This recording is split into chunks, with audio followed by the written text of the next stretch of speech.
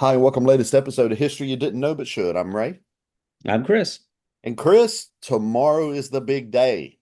The big day. Every 4 years, the United States throws a party, and that party is tomorrow. But tomorrow's party is going to look a little different than most of the parties we see every 4 years. And of course, we're talking about the inauguration, and I believe tomorrow is the 60th inauguration in American history. 60th inauguration and 47 presidents. And so if Yeah. you start thinking through that, we understand that there uh, are some presidents who have, been um, kind of elected twice, if you will, serving a couple of different terms. And And one that was but it's elected always four times. yeah, yeah. And so but it is exciting because, it is a moment, whether you like the person coming in, you like the person going out, there's something beautiful about American history that on this day, you take time to set aside and you welcome in another president. And it's done with such pomp and circumstance. Yes, it is totally different this time, than it was, say, 4 years ago, 8 years ago. However, it is still structured. It is still, precise as to what is to happen. And so, Ray, and I think more people are so excited about this inauguration because they hope that at 12 o'clock on noon on Monday, they'll get TikTok back. Yeah. Yeah. I think the Biden administration has unexpectedly handed President or incoming President Donald Trump an easy win. Just sign an executive order telling the Justice Department don't enforce the ban on TikTok, and he's got 170 million new fans. Yeah, I mean, you think about it, and it was interesting because he was one who was totally against it, and then saw that people really responded well to his political campaigns on TikTok, and I Mhm. think it probably had a big role in him getting to be elected. And so he's like, "Hey, whatever we got to do, Whatever. let's do it." And it's interesting because we've talked in previous podcasts just all of the excitement that's going on in Washington, and so here we have once again in really a short span of time all of America's living former presidents pretty much going to be in attendance for this event. Just recently, being together with President Jimmy Carter's funeral and now with the inauguration. But Ray, what makes this one so different is that it's going to be inside instead of outside, which so much debate goes on as to why. And it's, I tell you, the world we live in, you can't just say we're going to do something without everybody thinking that there's a reason, this, that, or the other as far as why it's being done. But at 12 o'clock noon, he's going to take the oath of office, whether it's inside the Capitol or it's outside the Capitol, he's going to be the president. Yeah, it's the first time since 1985 we've had it indoors. Ronald Reagan had it indoors for his second inaugural, as some of our listeners may already know. And now Trump, for his second inaugural, is going inside. And I was thinking, I mentioned earlier, and I think you did as well, that this one will look different. But 2020 looked different as well because of the COVID virus and everything. And I still remember all of the little clips, I guess you could say memes or whatever, from Bernie Sanders sitting up there in the balcony in the chair and, in his big coat all wrapped up. And so he appeared everywhere after that. Bernie Sanders was everywhere after that because everybody clipped that image and put it anywhere they could find a place to put it. And, it just shows how much people do really pay attention to this, to these things, to the inaugurations. And every 4 years when we go through this, whether it was 2020 when everybody was social distancing or this year when it's going to be inside, there are those moments, there are those images that come out of the inauguration that sort of holds everybody's attention. I think in 2017 it was George W. Bush with the poncho, the little rain poncho, and there's Dick Cheney behind him just giving him the death stare. Um, It's just there's always those images and those moments that just sort of capture everybody's attention. So I sort of wonder what is going to be the moment tomorrow when it's indoors and much fewer people and in a much more controlled environment. But Chris, they say it's the cold and it's going to be cold. They're even calling for snow where we are. It was interesting because the coldest inauguration day on record was, as you mentioned, 1985, Ronald Reagan, and it was 7 degrees. Yeah. And that is frigid. But what I found interesting is that on his first inauguration with Ronald Reagan, which was in 1980 or 81, it was 70 degrees. So it just shows how the weather just completely changes. I know that tomorrow it's not supposed to be 7 degrees, but it's supposed to be very, very chilly, Yeah. and they've moved it inside. And, as some of those commentators want to say, they're moving it inside so that Trump can't really complain about how big or how small his size was compared to President Obama's inauguration several years ago, which was the big hype the last time that he stood on Yeah. the steps and took this oath of office. But it's also just the second inauguration to fall on the same day as Martin Luther King Jr. holiday. Yeah. Yeah. So that's pretty interesting. Also, the last time that this was done was in 1997 when a bill from Arkansas was inaugurated. And so we'll see. It doesn't happen again until 2053. 2053 will be the next time that the inauguration falls on a holiday. And Ray, I don't know what you'll be doing in 2053, but it'll Might be be lying. interesting I to might be see. lying in a grave somewhere, Chris. Right. It'll be interesting to see. But, another thing that it was interesting is that all of these people, even knowing, I mean, he went ahead and said he was going to do it inside, but yet all of these people are still traveling to Washington, D.C. To be a part of the spectacle. So, I think there's just a lot to be said, as you mentioned earlier, just about the history and about the pageantry that comes to this. I know that uh, per Donald Trump and just who he is, there's a big rally that's going to happen, before the inauguration. I think they're doing some virtual parades and things. So, this media magnet that he is, he always finds a way Yeah. to really just make things happen. And I do believe that regardless of how you look at it, the outgoing administration is basically giving President Trump two easy first wins right out of the gate. One of them being, of course, the TikTok thing, but then also the other being the hostages being freed from Israel. There's always been some back and forth, that I take credit, we take credit, he takes credit. But, when he comes into office, one of the things that will be remembered is these hostages in Israel and Palestine being released. So, the president always comes in with 100 days. This is what I'm going to do. This is what I'm going to do. And he's really even got the media that is totally against him kind of having to say, welcome. He's going to do some good things. Yeah, Trump is coming in a very different way than he did 8 years ago. 8 years ago, he had lost the popular vote. He was, obviously not the choice of the majority of voters. Now, in 2024, Chris, that script has flipped, and his approval rating right now is higher going into his second term than it was when he ended his first term.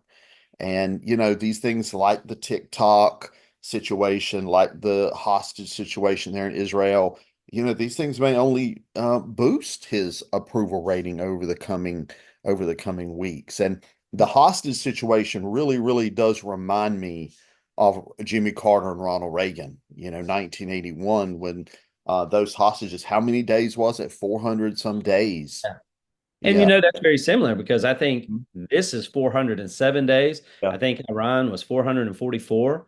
Yeah. And so yeah, you're right. There's a lot of similarity to that. And if you really go back, inaugurations were not really initially started to be on January the 20th. I mean, back in history, inaugurations were held on March the 4th. It was going to Yep. be like the big deal to start the administration. And of course, the first inauguration planning on being on March 4th. Well, it didn't happen that way because your buddy George Washington took a little longer to get there. He didn't arrive to New York City until April 30th, I think. And then it's interesting, right? Because you look at George Washington, they were just planning on him just becoming president. And lo and behold, all of a sudden, he's got a crowd that just Yep. gathers. I Yep. mean, it turns out to be a parade, and everybody is so excited. And Mhm. they were so excited about everything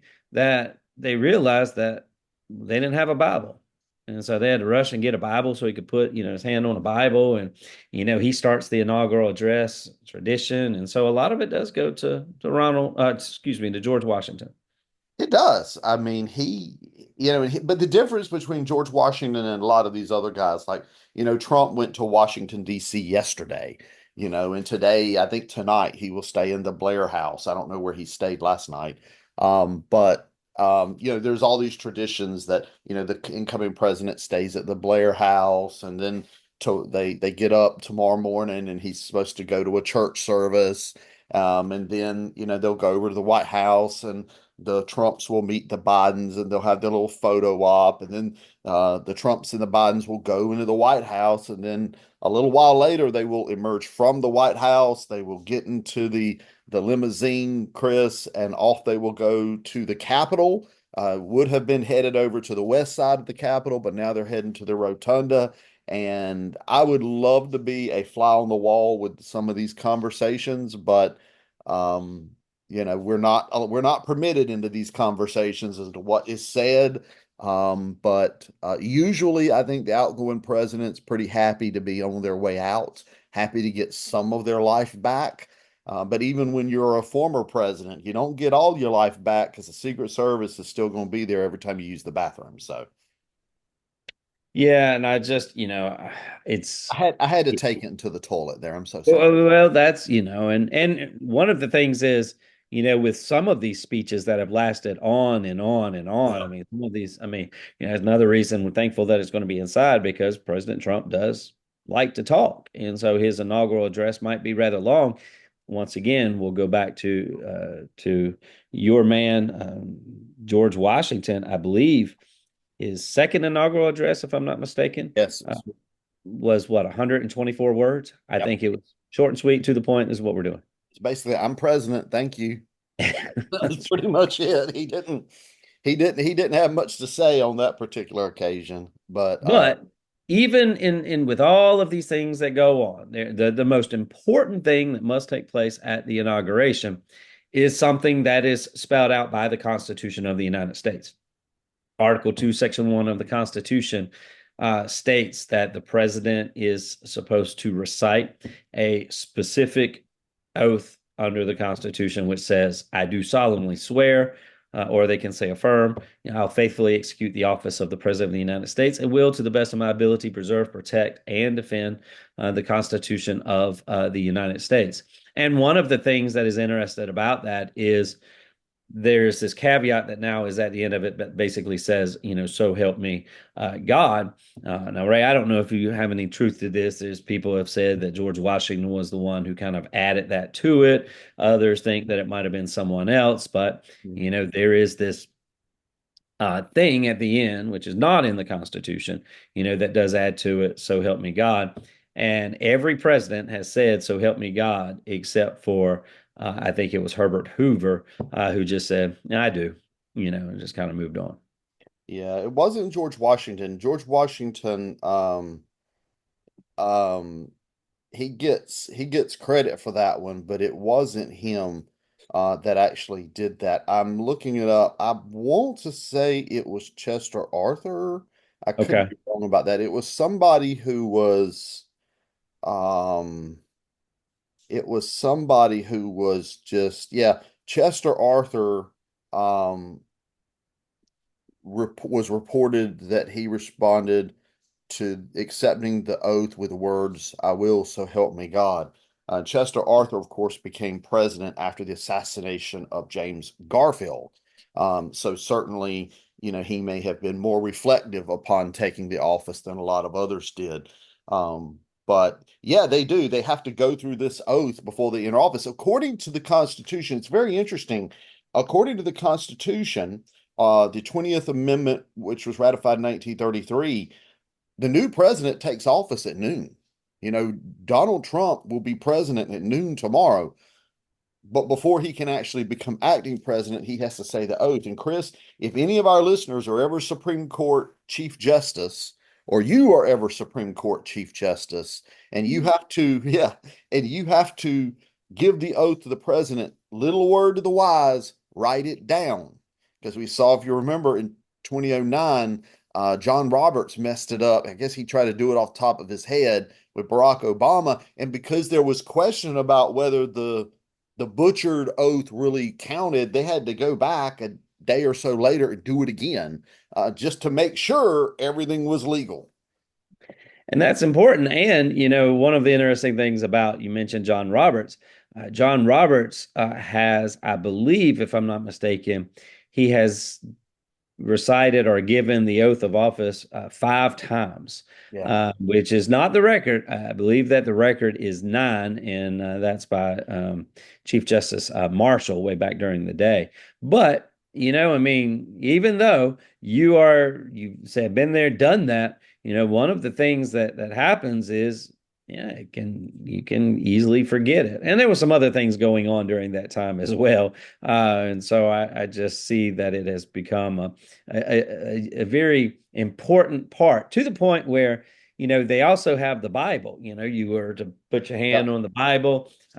It was Lyndon Johnson that asked his wife, Lady Bird, to hold the Bible. Before then, it would be like just a person in charge of inauguration festivities, somebody's overseeing. But in that moment, he wanted his wife, and the wife's done it ever since. But it is interesting that only one president has chosen not to put their hand on a Bible, and that was John Quincy Adams, Yes. who decided that he would put his hand on a law book, which had the Constitution of the United States in it. So, there is some history that people relish and they want to respect. Like I said, you're talking about all 47 presidents minus one having their hand on the Bible.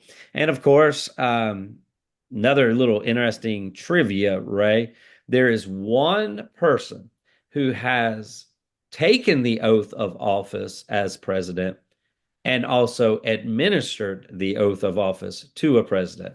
And that's a guy that you've talked about in a recent podcast. I think you said you wanted to go visit his grave. That Yeah. president is, William Howard Taft. that's right. So He, he's got an interesting history also.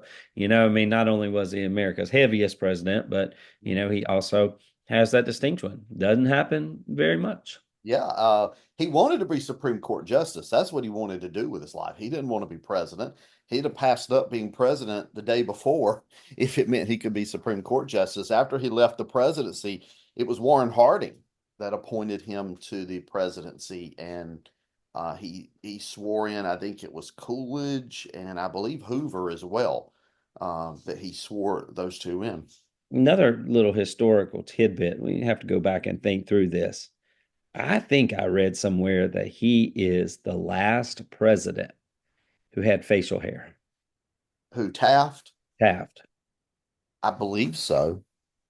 And you just Yeah. think about that. Taft was Yeah. 1909. Yeah. We're now in 2025. Yeah. And I mean, I say that because, you do have a vice president coming in who has a beard, and that's kind of Uh-huh. historical in the making as well. And so, yeah, I mean, just things for people to, I mean, gosh, we offer so much entertainment for people. I mean, this is all free. They can take it and just at the water cooler at work say, hey, did you know? Hadn't had a president sport facial hair since Well, William Howard. if all things work the way they normally do, and in politics there's not always a normal, but JD Vance would likely be a candidate in 2028. And he's got, like you said, he's got a beard, so maybe he would be the next president from Ohio. He lives in Ohio now, right? Right. He would be the next president from Ohio and the first president since Taft to have facial hair. But We'll have to wait and see. I saw a video, speaking of Vance, I saw a video of him visiting a cemetery in Kentucky. I think it was obviously a family cemetery. And I mean, Chris, you talk about how the presidency or even the vice presidency changes your life. You can't even go see your great granny's grave at a cemetery without it being literally a federal production. There was Secret Service cars everywhere, vehicles everywhere. I mean, it would, if the dead weren't wakened by that, I don't think they're going to be wakened. So, Gracious. And I think one of the other things that does alter things, but Ray, one thing we could go back to is it is the 60th, I think, all inauguration yeah, activity, I think is what you kind of said. But you have Donald Trump being sworn in as 47th president, but only 40 people have given an inaugural address. And that's something that we don't really always remember. And that is because some of these individuals were vice presidents and they just kind of ascended to the presidency after the president died or the president resigned. And so, since they never technically won an election, they didn't give an inaugural address. yeah. And so, that's one of those historical tidbits. Gerald Ford, bless his heart, didn't give an inaugural address, but Well, um, and the first one to fall in that category was John Tyler. right. He was sworn in March 4, 1841. He, the president, William Henry Harrison, gives the longest, I believe it holds the record to this day, the longest inaugural address in American history. It used to be said that he, stood out there in the cold and the rain and caught pneumonia and died about a month later, which he did die about a month later. There's some interesting research done a few years ago that cast some doubt on that, looking at his doctor's records and stuff, and said it was most likely cholera that killed him based on his symptoms and stuff. But whatever killed him, whether it was pneumonia or cholera, um, 30 days later, Harrison is dead, and Tyler it becomes the next president. And at that time, there had been no clarification of, okay, yeah, the vice president becomes president, but are they really president? Are they acting president? Are they just president till we can do another election? And Tyler, whatever you think of him, he goes into office. He says, no, no, no, no, I'm president and I'm going to behave as president. He ends up angering everybody. He angers the Democrats. He angers the Whigs. Nobody wants him in 1844. Nobody wants him, but he goes in there and he grabbed the bull by the horns and he took the mantle of the presidency. But he, like you said, he never would have given an inaugural address. And by the way, he wasn't given a state funeral either, because Mm. during the Civil War, even though I believe he was from Kentucky, during the Civil War, he sided with the South. He joined the Confederacy. And when he was buried, instead of having an American flag over his casket, he had a Confederate flag. So he's the only president to never receive federal recognition for his death. But he In- is buried, interestingly enough, in Richmond in the same cemetery as James Monroe and also president of the Confederacy. Oh my gosh, I can see. Davis. Well, yeah, Jefferson Davis. Yeah, thank you. They're all three buried there in the same cemetery. So So what is it that you are looking for in this inauguration? What is kind of catching your eye or something you want to see? What, kind of just some thoughts about what individuals should look for. I'm interested to see here Trump's inaugural. In 2017, he did that American Carnage speech, and everybody just was like, huh? So I'm sort of interested to see if he takes a more positive tone this time, or does he sort of default back to that more negative thing that he's, I guess, more known for. What about you? A couple of things I'm interested in. First of all, the reaction of the two first ladies. When Trump won in November, Biden invited him to come to the White House. They had a brief chat. Melania refused to go, or she said she wasn't going to go. Right. So this will be the first time that those two first ladies have kind of gotten together. So I'll be interested to see that. I'm also interested to see the interaction between the outgoing vice president and the incoming vice president. There was an interesting play that happened during the campaign in which I think JD Vance said something like, well, she's going to be flying in that plane just for a few more months, and then I'm getting in that plane. So there's some, I mean, and it's hard for, I mean, I do think it's hard for the vice president who basically had it right there on the table for her. It didn't work out. And so she's leaving Washington to a fate unknown. We don't know what will happen. I'm sure she's bitter, and so I'm just curious how all that plays out. I love just, as you said, being a fly on the wall, but eavesdropping just to see how all of those things play. You've got all five presidents together. There was a lot of relationship talk between Trump and Obama. Be interesting to see if that's still there. If huh? That was fascinating. Wasn't it? And so I just, are they going to be like beer buds? I mean, is it going to be because maybe I'm wrong. But from what you seem to see, that maybe Trump 2.0 is different. We can all hope in some way or the other. He's been very mute, I guess, really hasn't been this, I'm coming in and I'm going to do, as you said, the American carnage, and I'm going to come in. And so maybe this is different. And maybe the Carter funeral did something that brings together society. One can only hope. You have it is a new 4 years, whether you like it or not. And the reality is, this president has been given some gifts. Will he take it and truly try to unite a country? That is the mission that he's been given, to preserve, protect, and defend the country. Yeah, and um, talk about the relationship between Obama and Trump. There have been strange relationships between former presidents before. I mean, think of George H.W. Bush and Bill Clinton. When George Bush Sr. lost in 1992, he and his entire family were bitter. I mean, they were angry about that loss. And now, the Clintons and Bush Sr. before his passing, and even George W. Bush, they had become very buddy buddy, and the same was true with Michelle Obama, especially, and George W. Bush. So you do see these, politically speaking, odd friendships form between these people, and it will be interesting to see, is that something that may or may not be taking place between Obama and Trump. It would be interesting if it did though, because remember, how did Donald Trump really get into politics? By questioning Barack Obama's U.S. citizenship, or not his citizenship, but him being born in the United States. So, yeah, I don't know, but And some people strange say that, events have happened. well, yeah, and some people say that Trump's victory in part was Obama's meddling in the Mhm. Harris Biden feud, I mean, so you don't know, but I can tell you this. The great news is that come tomorrow, everybody will have the chance to watch the inauguration, probably on TikTok, thanks to everything that's going on.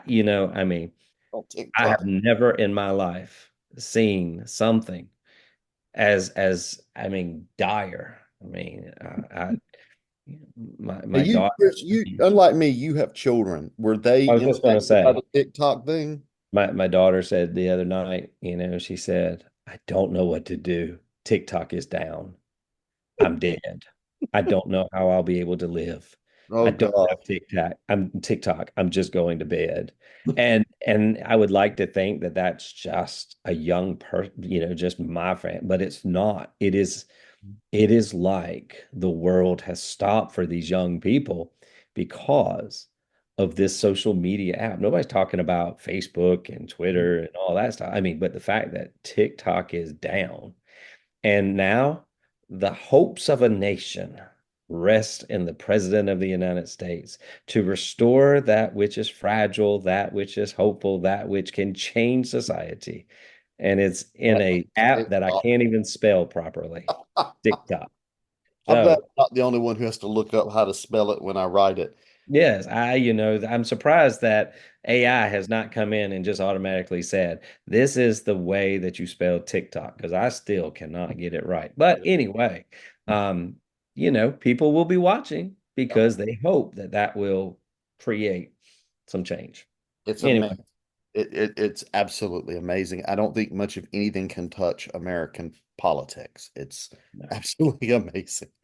So, Chris, thanks for a great episode. I think this was a good one, sort of a last minute episode for us, but I think it turned out well. For those of you who listen, we hope you enjoyed the episode. Please share this podcast with your family, your friends. Remember, you can find us on YouTube, Facebook, and Spotify and Anchor. Until next time, I'm Ray. I'm Chris. I'll talk to you later.